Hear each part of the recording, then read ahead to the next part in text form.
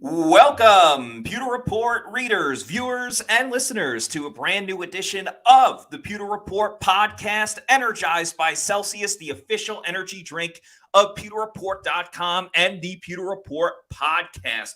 We have a very exciting show because for the first time since he joined the Tampa Bay Buccaneers, we were able to speak with and speak to and conversate with the newest offensive coordinator of the Bucs, Liam Coen. I know Scott and I both have a lot of opinions about what we heard from Liam today, his influence on the offense, what his hopes and dreams are for this group, and what Bucs fans' hopes and dreams are for this offense as well. We got a lot of clips to get to, a lot of thoughts, opinions, and of course, we will answer questions from the Pewter people as well. So a lot of fun stuff on today's show. I'm your host, Matt Matera. Joined with me, as I mentioned, the face that runs the place, PewterReport.com, SR, Scott Reynolds. And Scott, we're in that point of the offseason where we're not at the facility every single day. So I tend to enjoy these moments more when we get to go down to the training center, especially to meet with Liam Coen for the first time, who overall enjoyed his presence, enjoyed getting to conversate with him. Yeah, he's pretty open, very much like Dave Canales in terms of not being too guarded, right? With his thoughts, with his opinions, sharing his philosophies, etc. It just comes across a little different, right? Dave is like an effervescent personality, and I think that I'm not knocking Dave. There's a time and a place for his personality. There's a time and a place for Liam Coen's, and Liam Coen's personality is front and center. And he's the kind of guy that I think you could go have a beer with and chat football with for 2 hours. And he wouldn't be looking at his watch saying it's time to go. He would be, all right, what else are we talking about? We're talking about bunch concepts now. We're talking about slide protections with the offensive line. What are we doing? So he is a wealth of football information. He's a football junkie. His father, his grandfather were coaches. He said he was born with the football pretty much in his hands. He didn't play with action figures. He was drawing up plays as a kid. So, man, this guy, the more and more we learn about him. I referenced on yesterday's show that coaching clinic video that he did at the University of Kentucky, which was outstanding. And this was just more of the same. And I think this guy is a wealth of knowledge. I think the Buccaneers offense is in very good hands, Matt.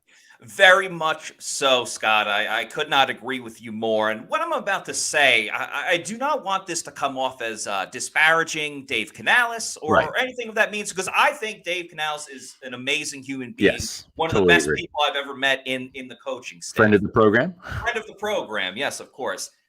Liam Coen is just different. There's similarities to Liam and Dave Canales in terms of their offensive styles and the way that they're very personable in general. But specifically, I feel like with Liam Coen, he's a little more self-aware and a little more, I would say he's more down to earth and self-aware than maybe Dave Canales is. And I don't mean that as a knock on Dave Canales. Dave comes in, and this is a great mindset to have. So that's why I'm saying I'm not putting down Dave Canales. But Canales comes in, he's like, ready to attack the day. Everything's great. So awesome to get out of bed this morning, which are all true things. I'm not negating that.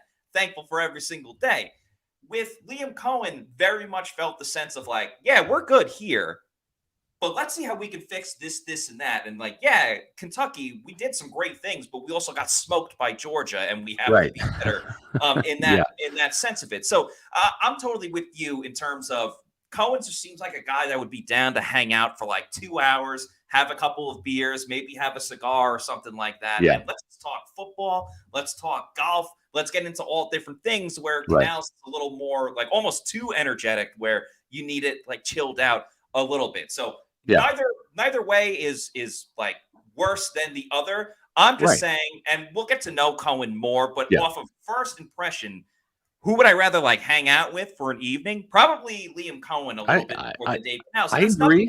Yeah.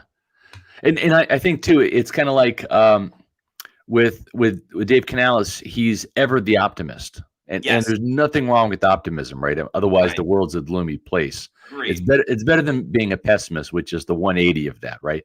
Yes. But I'm a realist. I'm like, I don't mind the bad news. Hit me with the bad news. I can take it. Give me the good news. I'll enjoy it, right? And so I'm a realist, and I think, speaking right to what you're saying, Matt, Liam Coen is a realist, right? He's he'll tell it to you like it is. He's not going to sugarcoat anything. He's not going to, wrap it around in puppy clouds and a rainbow and Yes. be full of sunshine all the time. So both ways work, right? I saw this team rise to prominence with Tony Dungy, who was stoic, arms crossed all the time, and transition right into John Gruden, F this, getting in refs, grills and yelling and screaming and berating players. There's a lot of ways to skin a cat. I just happen to like this cat right here, Liam Coen. I think he's an absolute right pick for this team, the right guy at the right time. I think the only guy I would have liked better, probably Liam Neeson, right? I mean, who wouldn't like Liam Neeson? But because you need an intimidation factor, and Liam Neeson brings the intimidation factor. Yes, and he has a special set of skills, Matt, that can help out in any dire situation. But having said that, Liam Coen, I think, made a great first impression. I think we're seeing some of the comments. Let's share some of the comments here, going right from the top. Great first impression here from Kathy Gillespie. Bat W agrees. Joel also the same thing. Paul, aka Florida Dream House. Liam, happy Liam Coen Day, Pewter people. Yeah. It was a very good first impression, and this guy just doesn't seem phony. He seems like he lives and breathes this stuff, and it just comes second nature. Not going to be perfect out of the gate. Still a learning curve with this team, and the terminology, which will have some similarities, but be a little different. But I think because of that experience, Matt, and also too, I want to be fully accountable, and I want to set the record straight. I actually asked Liam Coen. Off the record, I mean, he said we can share this, but didn't get it on a recording. I'm not doing a story about it, but he did call plays down the stretch when Sean McVay was struggling, when the Rams were struggling, and he just wanted to step back from play calling a little bit. It wasn't like the 5 final games. He actually called 2 games. It was the Chiefs game, which wasn't the greatest, and the Saints game. So he said, don't go crazy with it, but I mean, if you want to set the record straight, I called plays in 2 games. Supposed to call plays in another game, but he actually got sick and had the flu. And Sean said, don't worry about it. You get well, and I'll take care of the play calling duties. But he did point out, hey, if you look at the Saints game, that was the first game we ran for 100 yards that year. And that's something that obviously you look at what he was able to do last year at Kentucky. Had Devin Leary, wasn't exactly Will Levis, right? Will Levis, the first, or was actually second round pick, but a guy that had that billing. But they ran the ball a ton with Ray Davis, and he likes to run the ball. And so we'll get into some of those clips, Matt, about what he said and what he talked about. Yeah, I just want to put a bow on the last thing between Canales and Liam Coen is last year's Bucs team. I think they needed a guy like Canales that is always positive and helping to get you through the tough times when there were a lot of tough times. But now with Canales gone, I think Liam Coen is the ideal replacement for him in terms of can still keep that positivity, but keep it real, like you said as well. And I love the fact that, because I was thinking about this at the time before Coen was even a candidate. I was thinking all right, well, if there's not a lot of great offensive coordinators available, candidates available from other teams or cast-offs from other teams, why not dip into the college ranks? Because we've seen the college play caller come up and occasionally do some good things. I mean, Chip Kelly, initially when he went to the Eagles, got Nick Foles to the playoffs before Nick Foles became the Super Bowl hero. Obviously, Cliff Kingsbury had to make that jump and found some success a little bit. So I was thinking why not go the college way? And then you find a guy that, he's a college play caller, but he's also has a wealth of experience at the NFL level. So I definitely think he won the press conference. However, I'm not going to say I'm blown away or anything like that, because you can't win over the fans, win over our overall thoughts just by the press conference. Oh yeah, you can got to put points on the board. You can very much lose it, but you can't fully win it, because ultimately, who cares what he said today if the Bucs go out and they average 15 points a game over the first 3 months of the season? No one's going to care that he's like, wow, I really like Rachaad White and things of that nature. But overall, definitely give it 2 thumbs up for how he how he first addressed the media, spoke to everybody, seemed pretty cool, calm, and collected, which again is something that Canales at times you're like, wow, he's like really intense and like, oh, is this a nervous tick or something like that? Right. Didn't get that sense at all. The biggest thing I noticed with Liam Coen, and we didn't even talk about this, Scott, so I'm asking you face to face right now, is he's still got that quarterback in him. Because when he was talking about motion, he kept going like this. I'm like, is he like waving someone on to like come in and do a guest answer or something like that? He would snap a lot. And it's just, he still got those quarterback tendencies that I will not be surprised going to practice and stuff like that if we see him running and slinging it just like all the other quarterbacks. Be under center on occasion. He's still I'm very much has that quarterback in him when he's calling people over for motion. No, you're right. And I think the thing too with Liam Coen is, former UMass quarterback. Yeah. Didn't play a down in the NFL. And it's those kind of guys, those gym rats, the guys that didn't have all the physical tools, right, to excel. They're the kind of guys that you want as coaches, because they understand the little minutia, the attention to detail that you had to have to get you on that Division I roster, right? Even as a starter or a third string guy, whatever. And maybe it's not at the upper echelon schools. It might be at the lower schools like UMass was. And so, those are the guys that typically make really good coaches. And you've seen some guys win Super Bowls. Andy Reid didn't play a down in the NFL. John Gruden was a third string quarterback at Dayton, So it's some of those guys that aren't the Dan Campbells that had all of that playing experience in the league, or Todd Bowles certainly won a Super Bowl with the Washington Redskins. So there's places for guys like that. And I like those film junkies, the gym rats, the guys that really have to grind and learn from the bottom up. And it makes them really well rounded. So I was very impressed by what we saw and heard today. Yeah. So let's get to a couple of videos first. We'll start out with his opening statement. The first part of the video, you don't see this part, but he thanks Todd Bowles, the Glazers, everybody in the Bucs organization. Then he goes on to talking about a couple other people.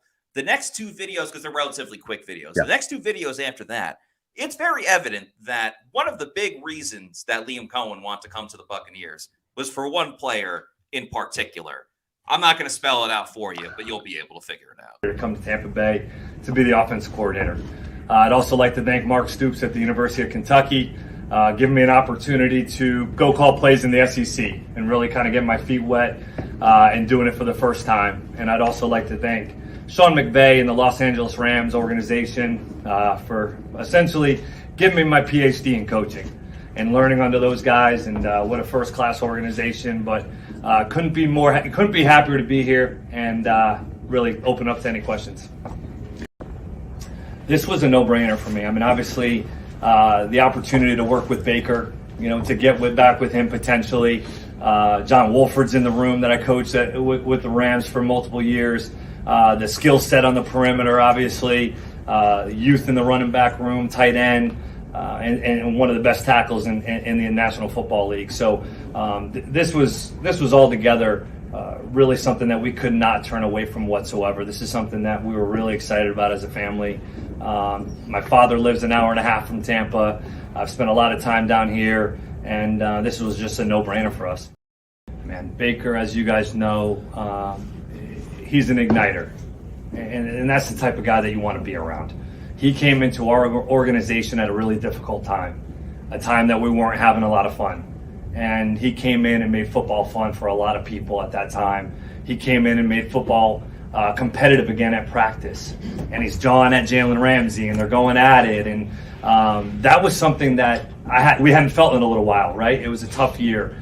And the opportunity to be around him potentially every day, to coach a guy that's as competitive as he is, that has that moxie, I mean, that's fun. I mean, you can't coach that. And when a guy has that ability and the ability to communicate with others, that's something that I really wanted to be around and was very intriguing for us. I just love, Scott, that it was under 2 minutes, and he's essentially like, yeah, I came here because I want to work with Baker Mayfield. Yeah. Now, with him not even being under contract, so I imagine some of the Bucs brass weren't thrilled that he's like, yeah, it's Baker, and it's only Baker. But he clarified later when we spoke privately with him that he can work with anyone, really. But obviously, felt a strong connection with Baker for a guy that they really only worked a month together. Yeah, and I think the key word was igniter, right? I mean, that's Yes. kind of that's very high praise for somebody to come in for essentially 5 weeks Yep. and make that type of an impression is something. And it's easy, right, to come in at the start of the off season, like Baker did, and kind of ingratiate himself with his teammates, right, and start. Everyone's like on the same footing to a degree. You got the rookies in there for the first time, the new free agents, the Matt Filers, the Ryan Neals, guys like that. It's all kind of coming together, right? But when you're jumping on the train as it's going down the track, right, and it's almost at the end of the tunnel because it's the last 5 weeks of the season. You jump on there, and there's teams that already have their cliques and their groups and their leaders. And here comes a guy who's genuine, and for him to make football fun again, I mean, that's a great story. Like that's a real insight that we didn't even realize that Baker had that type of effect. And you know what, Matt? Winning that first game in dramatic fashion, the way they did about 72 hours after he became a Ram, that certainly helped too, right? That's a good first impression.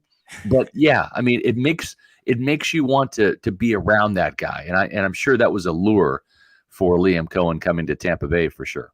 Yeah, like if they get smoked 31-7 in that first game, I don't know if everyone's going, "Wow, yeah, Baker, like what a guy." I'm sure he was still a great teammate, but a lot of times how many times do we talk about historic teams in any sport really, where it's like, some of these guys didn't get along, but they won. So, like, winning ultimately is fun. Sometimes Keyshawn Johnson and Warren Sapp in 2002. Yeah, exactly. Sometimes you need the winning part to be the catalyst for everything else. So if you come in and you start winning right away, ultimately, I don't know. I'm not an expert on subconscious and the mind and everything like that. But I think subconsciously you're like, oh yeah, Baker, we won. We like this guy. And to your point, it's much, much easier to ingratiate yourself when you have a full season like he did with the Bucs versus the 5 weeks with the LA Rams. But I think that speaks to just what Baker means to a lot of people. And some people didn't like the chip on his shoulder mentality, but it's also gotten him a long way. Because you got to think too,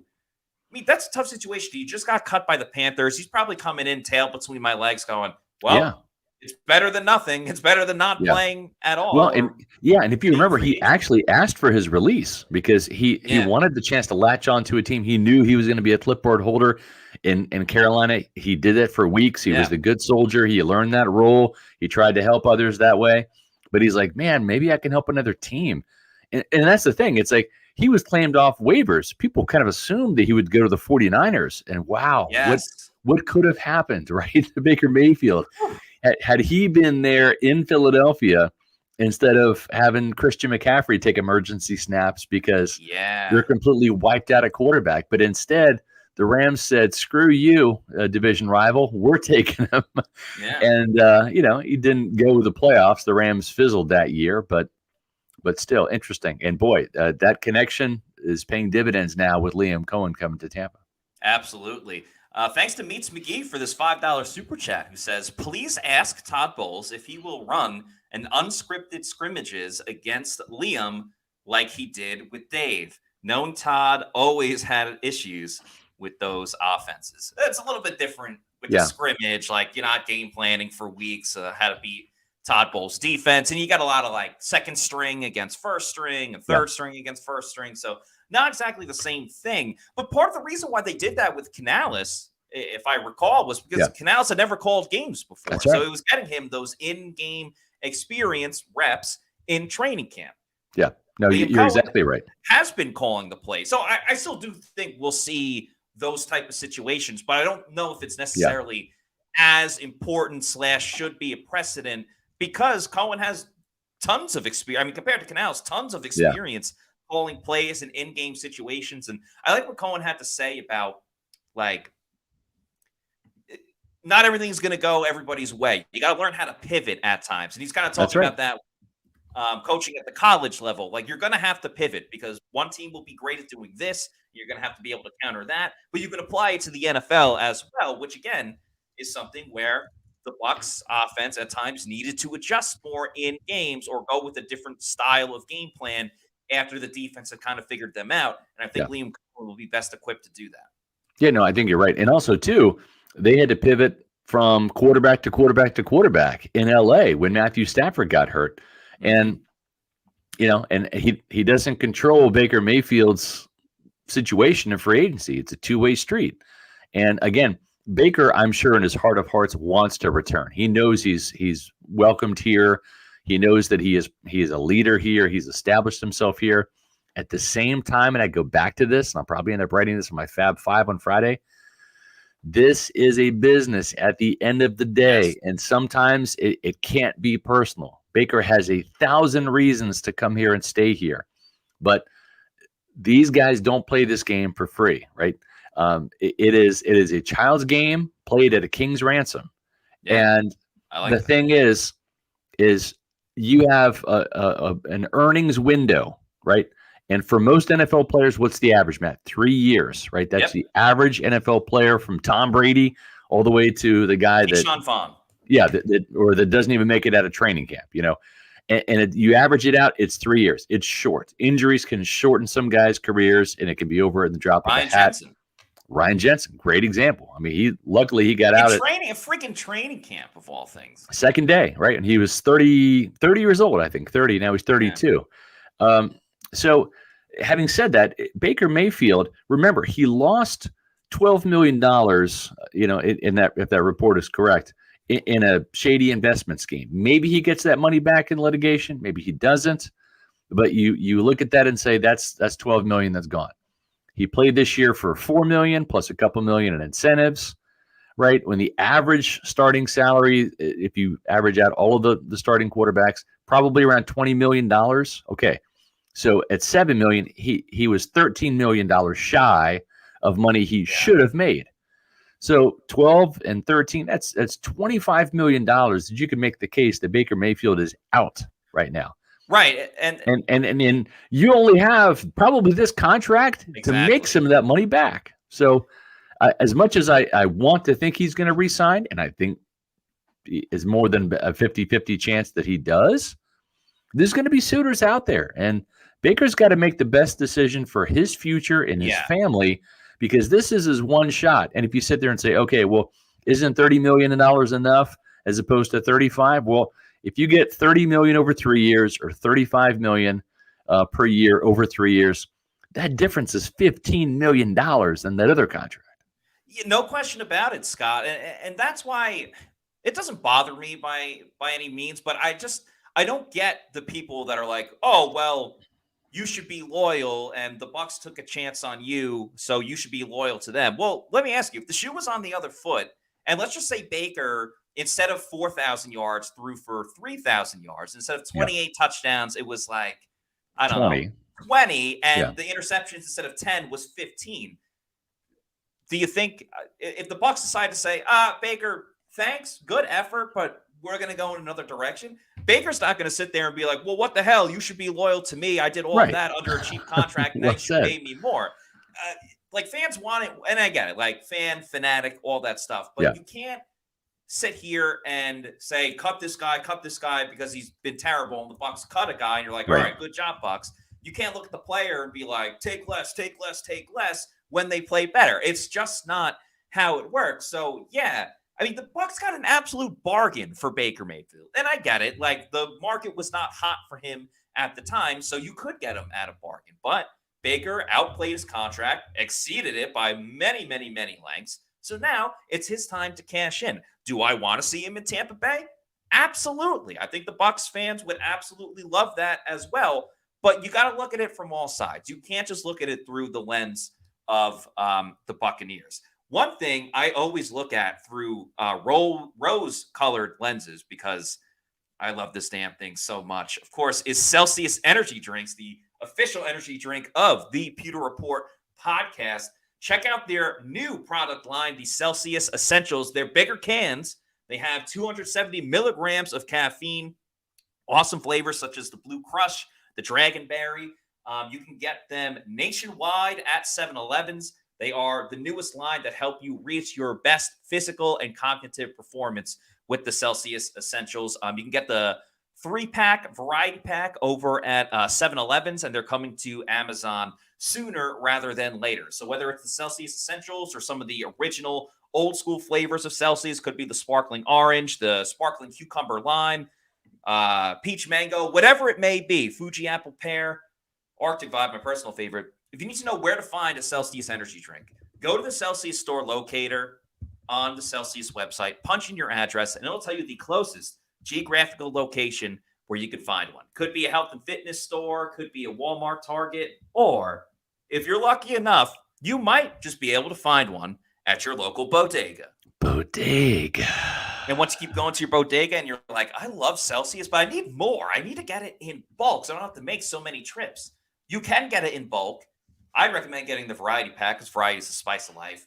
Go to Amazon, click on the subscribe and save, and have it sent to your place of residence whenever you want. You're the captain. You're in charge. Just make sure you're drinking Celsius energy drinks. Make Celsius your number one pick. Celsius, the official energy drink of the Pewter Report podcast. Scott, there's a video or two I want to get to, and then I want to talk about another player that is available or available in free agency that the Bucs would like to re-sign. But just kind of want to close the book on some of the previous 10 years of Liam Coen. Yeah. First, him talking about the differences between coaching at the college and the NFL level. It's a good question. Well, the NFL and college game very different in a lot of ways. The defensive structures actually in the college football game are a little messier than they are in the NFL game at times. Obviously the blitz pickup packages in the SEC versus the NFL maybe it'll be a little bit different, but the defensive structures, they're a little messier in college football. But at the end of the day, as we kind of talked about before, was get the ball to your best player as many times as possible and see what happens. And try to be as efficient as you can on early downs, win third down in the red zone. But we had a kid 2 years ago, Wan'Dale Robinson, that had 104 for 1,300. And, ultimately just try to get him the ball as many times as possible. And I could sleep better at night that way. Keep in mind that theme of getting a player the ball as much as possible. And really that's something we talked about yesterday. That's his mantra. Yes. That's his coaching philosophy. Players, not plays. Yep. So I don't think we're going to see the issue we've witnessed over the last couple of years with Byron Leftwich, with Dave Canales kind of forgetting to get the ball to Mike or Chris in the first half, and Chris's wife, Mariah, having to take to social media to bitch about her husband not getting the ball. And thank goodness she did, because he had a great game against Green Bay. But he did. He has that special column, playmakers, and that's where he's going to be putting Mike and Chris. And every time there's a target or a touch, they get a check there, and he gets to see visually while he's calling the game how many times has Mike touched it, how many times has Chris touched it, and it starts there. I'm sure Rashad White will be on there as well. Yeah, we'll get to that video in just a second. Last thing about his coaching history, just what he learned from Sean McVay and Mark Stoops, two pretty prestigious coaches in their own right. Liam, you mentioned Coach Stoops and Coach McVay. I'm just curious what you kind of learned from them, from their coaching style, that you want to apply to your own coaching style. Sean made coaching. He gave me a different outlook on coaching. I'd been doing it for a little while there, and I'm sitting in there one afternoon as a assistant receivers coach, and I just got there, and he comes in at 6:00 during OTAs and says, "Hey man, I appreciate what you're doing, and I'm really glad you're here." And to get the pat on the back that you just don't typically ask for or think is necessary in this profession, but to actually have somebody do it, you saw a little bit of a different lens of how football can be and coaching in general can be. And then and he's the best communicator I've ever been around, hands down. And Coach Stoops, the ability to step away, but also have an organization that he trusts, that he worked for really hard to get, and to be able to step away with understanding and trusting his coaches. That was something that I really learned from Coach Stoops was, man, hey, play the next play. Don't worry about it, man. It's all going to be okay. Just go. He trusted, he believed, and I couldn't thank him enough for that. And as Scott just alluded to a moment ago, it's players over the plays. As an offensive play caller, is players over plays. Can you just speak to that and in identifying that and what that means to you and your play calling style? Yeah, I was taught in times of crisis you think players, not plays. And it's not about what maybe I like or the play that I might like the most, but what's going to get the ball into our best players' hands What can our guys execute at a high level and be able to go do and have confidence in? And also, on the back of my call sheet, I have a player box for multiple players that ultimately want to get the ball in their hands right now. No questions asked. The cover's not going to change. It's not going to matter what happens. That the ball's going in their hands right now, and because this game's it's a personnel game, right? And at the end of the day, it's about those guys. So, Scott, you kind of already mentioned it, like how at times Bucs fans and people watching the game in general were frustrated. Where's Mike Evans? Where's Chris Godwin? Yeah. Why aren't they getting the ball in those situations? I loved what Coen had to say there halfway through his statement about doesn't matter what the defense is, doesn't matter Right. what the call is, we are going to get that player the football. And he talked about this later in the press conference, or maybe it was during our private discussion, that I almost forgot about it, maybe because he jumped back and forth between Kentucky and the Rams. But the Rams had the best wide receiver in the game of football, in Cooper Kupp. And it was not a question of, hey, how's this defense going to take Cooper Kupp out of the game? Are they going to double team him? Are they going to bracket him? It was, how much can we limit the damage of what Cooper Kupp will do to the opponent this week? And it's just so funny thinking that. It was like, whatever Thanos used to say, dread from it, run from it. Like, it's still going to happen. Inevitable. It's inevitable. Right. Yeah. Cooper Kupp was inevitable. That's right. In his prime. And injuries have hurt him the past couple of years. And he's still a great wide receiver. There's no reason if Mike Evans resigns, and it's kind of in the boat with Baker Mayfield. We're all hoping. We all can see it happening. There's no reason that Mike Evans should not get force-fed the football week in and week out, regardless of bracket coverage, regardless of putting the other team's best corner on Mike Evans. It is Michael Lynn Evans, all right? So I think with that, with what he said about Chris Godwin playing the Cooper Kupp part this season, could be a resurgence for Chris Godwin this year, which I will add is a contract year. It is. It's going to be a contract year for Chris. And I think when you look at Chris, and I just did an article, I put your article on Liam Coen's press conference as well as mine, because we can't get to it all in this podcast, only an hour, but read those articles, Pewter people. One of the things that I noted in the article that I did, which was basically talking about how Mike Evans and Chris Godwin will be used in this new offense, is it seems like, and it took Dave Canales a while to figure this out. And towards the end of the season, you saw him, that Green Bay game comes to mind, you saw him use Chris Godwin more in the slot. And honestly, that's just where he thrives. That's where his bread is buttered. And he was the engine of this offense from 2019 all the way through 2022 in terms of targets, in terms of the offense running through him. And that Cooper Kupp role, that's where they run the offense through. Cooper Kupp with the Rams. Doesn't mean the Mike's not going to get his. Yeah. Because you're going to see, I think, the receivers in a lot of bunch formations, and a lot of stacked formations. And that's helpful because as you get older, you may lose that initial burst off the line. Maybe Chris Godwin's lost a little bit of a step. Maybe Mike has lost a little bit of a step. But when you're in those bunch formations, it helps you get free releases from the line of scrimmage. It creates confusion, right? And it also creates some natural rubs with those guys going different ways. Those little natural picks that can happen coming out of those bunch formations, running routes. So I think you're talking about getting the ball in Chris's hands and Mike's hands on the run, on the move, shorter intermediate passes perhaps, but getting more yards after catch and getting some more of those free releases from being in the bunch set. It's not like Mike's not going to see time outside. He will. But I think you're going to see more time of Chris inside.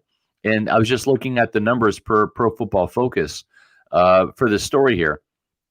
In 2022, Chris Godwin played 628 snaps in the slot, 628 in the slot, 311 out wide. So 2-to-1 inside out in that Bruce Arians offense with Byron Leftwich calling the plays. And I'm pretty sure, Matt, 2021, 2020, 2019 is probably that 2-to-1 ratio. Well, guess what? Last year under Dave Canales, Godwin played 655 snaps out wide and just 335 snaps inside. So that's a 2-to-1 ratio the other way. Twice as many snaps outside versus inside. And I think at this stage of the game with Chris Godwin turning 29 this year and him not being as explosive coming off of that devastating knee injury, I think that playing inside, going up against slot corners, linebackers, safeties, that's where his speed can be a little more accentuated rather than having to win those constant one-on-ones on the outside. And you know what? Maybe that's why we looked at the number of catches and production between Mike and Chris, and Mike was just simply getting open outside, and Chris wasn't. And that's probably why Chris's numbers went down a little bit this year. And it all goes back to what Liam Coen had to say in the first place, which is about the personnel. And if Chris Godwin messed with the personnel on the inside in that Larry Fitzgerald role back in the day, and now that Cooper Kupp role, well, then Liam Cohen's going to do it because it's going to mean the best of the Bucs offense. It almost oddly reminds me of 2 seasons ago, and this is on the defensive side, but I still think it correlates. When they moved Antoine Winfield Jr. into the slot, and he mostly played. Great point. It wasn't necessarily bad, but he's just better at free safety. Yeah. So they moved back to free safety, and what happened? Oh, he was first team All Blew Pro. up.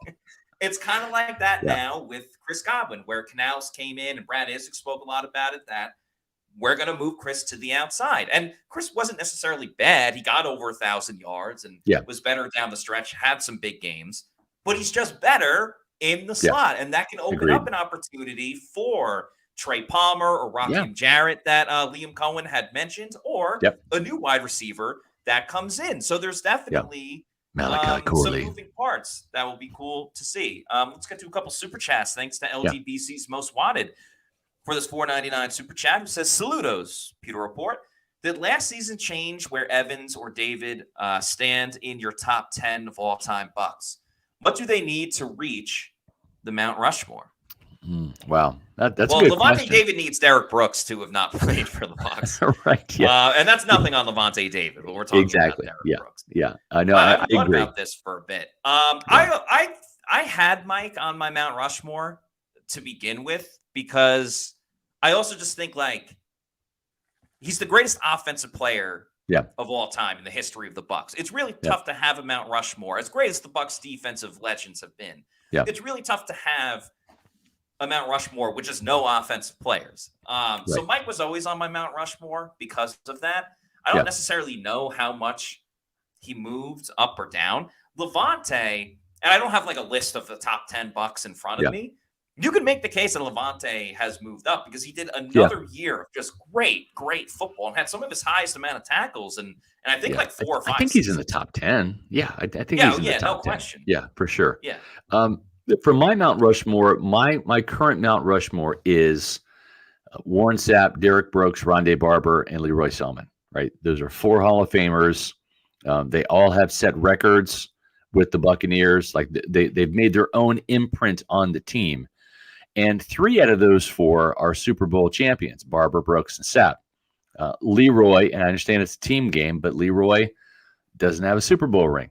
Those other 3 guys were all NFL Defensive Players of the Year, with the exception of Rondé Barber. But he's in a Hall of Fame, and he's, in my opinion, a little bit of a class of his own because he is in rarefied air with like the Charles Woodsons, the Rod Woodsons for defensive touchdowns. He's the only player in NFL history, right, or I think he was the first with the 40-20 club in terms of 40 interceptions and at least 20 sacks.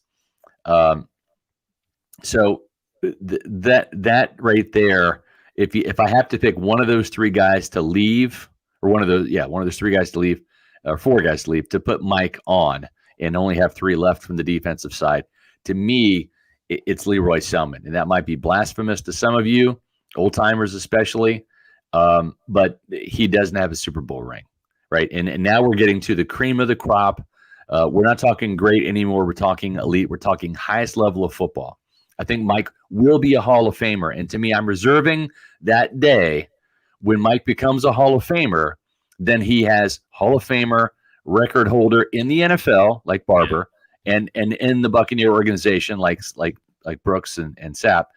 And then also he is a Super Bowl champion. So as it stands right now, Leroy is the placeholder for Mike till Mike gets the gold jacket, which will be coming sometime in the next decade. 5 years after, whenever he decides to, hopefully 5 years after, whenever he decides to retire. But it's a great discussion. He's for sure. he's on my Mount Rushmore. He's the asterisk right now. Yeah. He'll be replacing Leroy. Yeah, no, it's a good conversation. It's a good discussion to have. I know we had it last year. I do have to commend Mike Evans. We'll get to Kathy Gillespie's super chat in just a moment. I do have to commend Mike Evans because at the beginning of the year, looking at his stats and the over-under on his receiving yards, it was 875.5 receiving yards. And I go, oh my goodness, Mike Evans is absolutely going to smash that. So what did I do? I immediately went and started betting on Mike Evans to get over 875.5 receiving yards on the season, which he hit. So if you want to do season-long props for the Bucs next season, make sure you go and do it over at mybookie.ag. You can start betting on the big game. I know I've already placed a couple of wagers in there.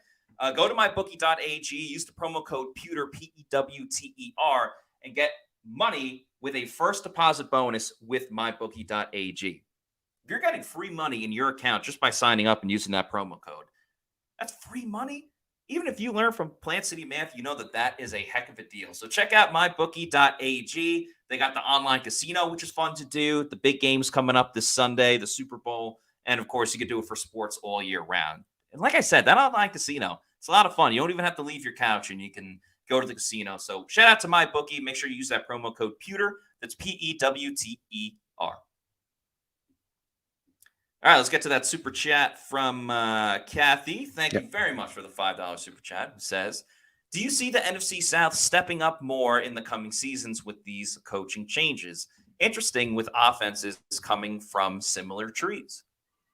Yeah, it's going to be really interesting, right? That the Bucs and the Rams, I should say the Rams, pretty much the Rams. The Rams. There's Rams East influence for sure.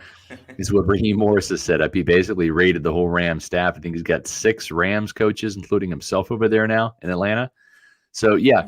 It's going to be interesting. But between Atlanta and Tampa having almost mirror type of offenses, at least philosophically, different parts, different players, of course, But yeah, it'll be interesting to see how Todd Bowles, because that offense has given him fits in the past, and even Jared Goff, when he left the Rams, has given him fits with the Lions.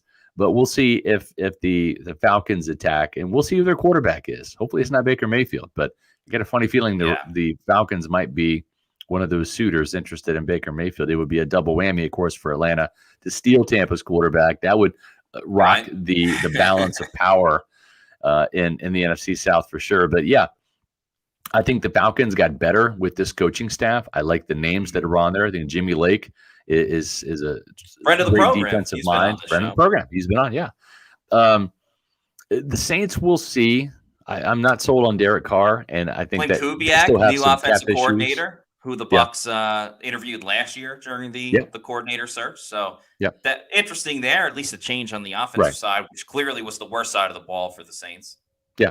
Carolina's going to be a work in progress. I think Dave Canales can do the job if given time. I think it's going to take 3 years to make Carolina a formidable team. I think they'll compete this year. They'll be better next year. I think if they're going to make a move, it'll be in that 3rd year. Maybe he gets that luxury from David Tepper, the most impatient owner in NFL history, just about. We'll see. But I think the Falcons are the biggest threat to the Buccaneers in terms of the NFC South title. It's tough anytime you don't have a first-round pick, but it's even that much more difficult when it's the first overall pick, like the Panthers were supposed to have. And I'm in agreement with you. I think the Falcons will be a big issue for the Bucs this year. And I don't know. I mean, New Orleans, I feel like every year we say they're getting older, they're regressing here, they're regressing there. Then at the end of the season, they're like still up for grabs for a playoff spot. Yeah. So I keep waiting for like the downfall of the Saints, and I thought it was going to happen this year, and it necessarily didn't happen. So I don't know what to make of them, but I still would keep an eye out for the Saints too. Yep. Thanks to Paul, a.k.a. Florida Dreamhouse, for this $5 super chat. It says, I love how fans went from mostly Traskaholics or he sucks to Baker needs to be loyal and stay. I need a Celsius to keep up with the hypocrisy with a couple of I think I did a poll right after they signed Baker that said, how do you feel about Baker Mayfield coming. And it was like 2/3 like, yeah, like I'm excited about it. And the other third was like wait and see or terrible move or whatever, right? And now I think if you did it, it's probably close to 90-10, right? Because you don't know what the other option is, right? We don't know if it's not Baker. I mean, I have no idea who it's going to be, right? I mean, I don't. Yeah, maybe. I don't think they're going to go out there and make a huge play for Kirk Cousins, 36 years old, coming off of Achilles. Because I don't think the Bucs not a good track in the playoffs. Like the Bucs are kind of in a win now mode, but I don't look at them as like, wow, they got all the pieces in place. If they just have like a surefire quarterback, then they'll be in the Super Bowl. I don't see that where it's like, oh, the Bucs are a Kirk Cousins away from contending for the game that the Chiefs and the 49ers are playing this weekend. So, I mean, I don't know if Baker does not re-sign. Do they go back to Jameis Winston? Do they? I think they would have to end up drafting a quarterback like in the second or third round. They probably would. I mean, probably see a rookie quarterback come in with Kyle Trask and compete. And Trask probably starts, I would imagine. I mean, depending on like how it goes. Maybe, yeah. But yeah, it certainly would. It would be a we're going to contend, and we're reloading to we're kind of in rebuilding right now, and that's just. Free agency is a two-way street, man. You can't, they could put the franchise tag on Baker, but they're not going to. That's not the direction Baker wants to go in or the team wants to go in. So, I think it's kind of Baker or bust at quarterback, in my opinion, because they're not in position at 26. You can't mortgage your future to go up and get the draft capital to go from 26 to 1 or 2. Is so astronomical. The Panthers were picking in the top 10 last year, right, man? Yeah, exactly. And they gave up a king's ransom just to go up 7 or 8 spots. I feel like you need to do that. When Mike Ditka was with the Saints and he essentially traded every draft pick that picks. Year for Ricky Williams or whatever it was, I feel like you have to do something like that. By the way, thanks to Paul A.K. Florida Dream House. He says, also shout out Matty Diamond calling Baker getting MVP. I tried to make a bet, but no bets on the Pro Bowl. I tried looking for a bet too because I just had that feeling like who's going to make the most noise in this game? The ultra competitor Baker Mayfield. Yeah, and he ended up winning it. So shout out. I'll have some Super Bowl picks you guys will be able to see on our YouTube channel for sure. So make sure you pay attention to that. And I think the thing too is when you do win a bunch of money by following Matt's bets. And you cash in on your Super Bowl earnings, it's easy to go out and want to spend that money, but sometimes it's good just to put it in your retirement. And the place you need to go for retirement advice is our friends over at Immuni Financial. At Immuni Financial, we help you live in the now. Congratulations. We're so happy for you. Thank you. And even though the now may feel very different, you still need to plan for the future. How's retirement treating you? Oh, just fantastic. I know I say it all the time, but you really got to come up to Colorado. Let's do it. All right. Yeah. We can help you develop that plan to keep you on track so you can still prepare for tomorrow, today. Immuni Financial. Plan ahead, stay ahead. Yeah, speaking of retirement, I've got a little bit of an emergency announcement here. I am going to retire from Pewter Report. It's been a great run. I really appreciate the Pewter people for tuning in, for reading my stuff throughout the years. So I'm letting you all know right now, in 20 years, I will be retiring. Okay, so I'm 51 now. I'll be 52 in April. So about 71, 72, probably arthritis will set in. Won't be able to type anymore. You probably won't want to see an old decrepit babe, out there like talking, about the Buccaneers in the good old days, But here's the thing.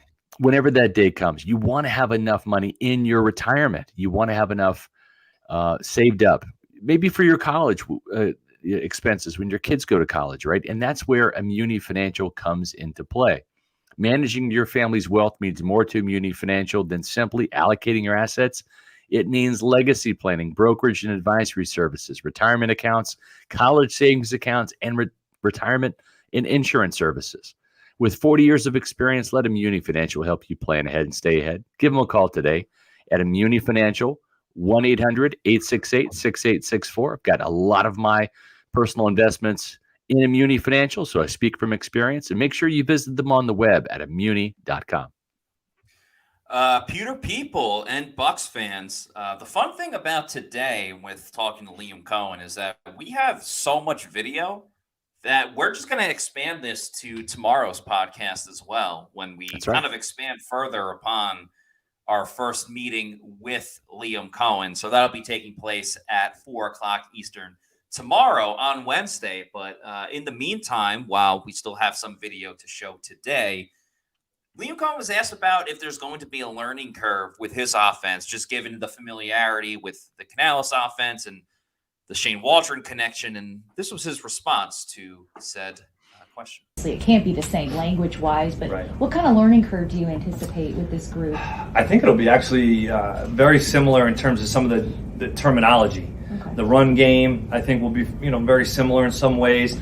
Formations, maybe some Daffy might be Dixie or double might be Deuce. I mean, some of those things may be a little bit different, but at the end of the day, those guys have, that was just this. They can put those things together. The protections, I got to believe, will be very similar in some ways. Dave was was with Shane Waldron in Seattle, and so there's a lot of similarities there. I don't expect an overly difficult learning curve, but obviously we want to be able to put our stamp on things and be able to do things our way as well. Got a couple of super chats. Thanks to my man Kyle Dugan with the $5 super chat, who says, Scott, you're still in your prime. And he says, Matt, enjoy the snowboarding trip. Thank you very much, Kyle. I am going to Park City, Utah this weekend.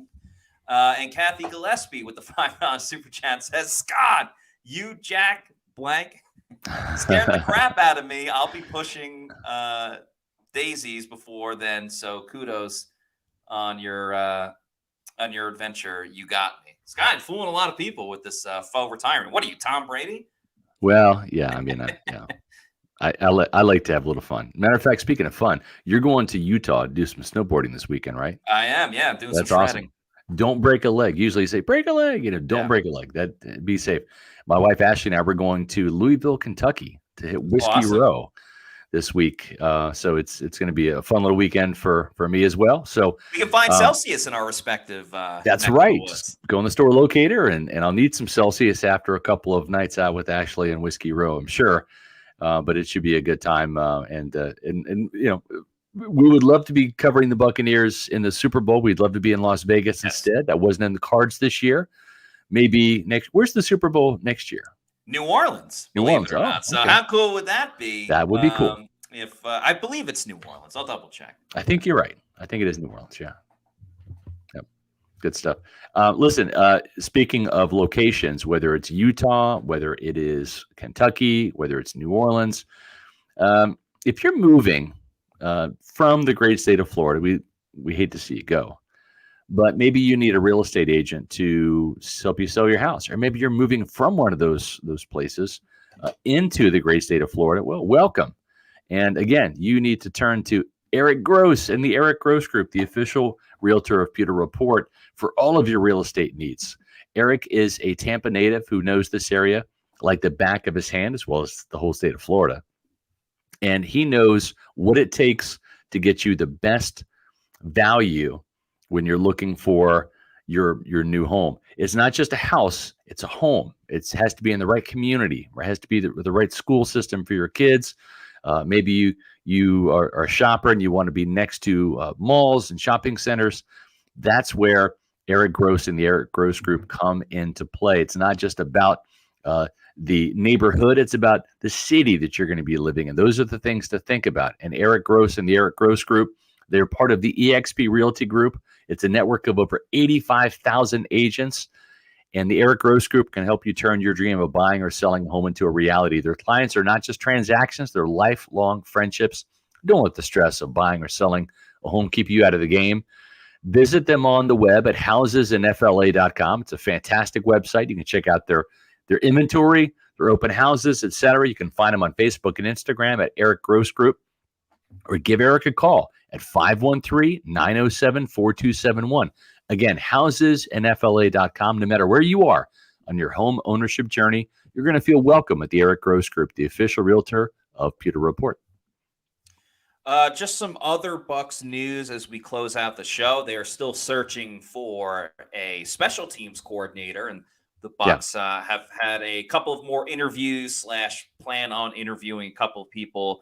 One of them is formerly with the Buccaneers, Phil Galliano, who was a special teams assistant when Greg Schiano was coaching with the Buccaneers. So he is a Schiano man. Also, they plan on interviewing Larry Izzo, who played in the NFL for about 14 years, mostly with the Dolphins and the Patriots, won 3 Super Bowls with the Patriots. Special teams. Also made 3 Pro Bowls, mostly for his special teams work. Ended up being the special teams coach with the Seattle Seahawks. And they always had a good group. They're always like top 10, top 5 with their respective groups. So that'd be a guy I think should be very interested in. The Bucs should be. And then Scott Smith, the team reporter, just announced that their next interview is going to be conducted today with Iowa special teams coordinator LeVar Woods. And if you know anything about Iowa football, they live by the mantra, live, laugh, punt. All they do is punt and play special teams because they have no offense at all whatsoever. Sorry, and they had a great punter. So if there's any coach that you want on the coaching staff of Iowa, it's the special teams coach, maybe the defensive coach as well, but they got that covered with Todd Bowles. Special teams coordinator LeVar Woods will be interviewing for that role with the Tampa Bay Buccaneers, which that would be interesting as well. I do think the Bucs special teams needs a little bit of a makeover. Obviously not kickers. You want Jake Camarda back. You want Chase McLaughlin back.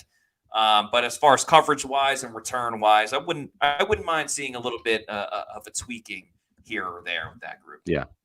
You know, Kansas State, my alma mater, we actually won last night. We beat KU. So, EMA, every man a Wildcat. Sean Snyder, son of Bill Snyder. He's not actually with Kansas State anymore. He's actually at KU, believe it or not. But he was a special teams coordinator. If you follow college football, you'll know that Kansas State is actually known as Special Teams U.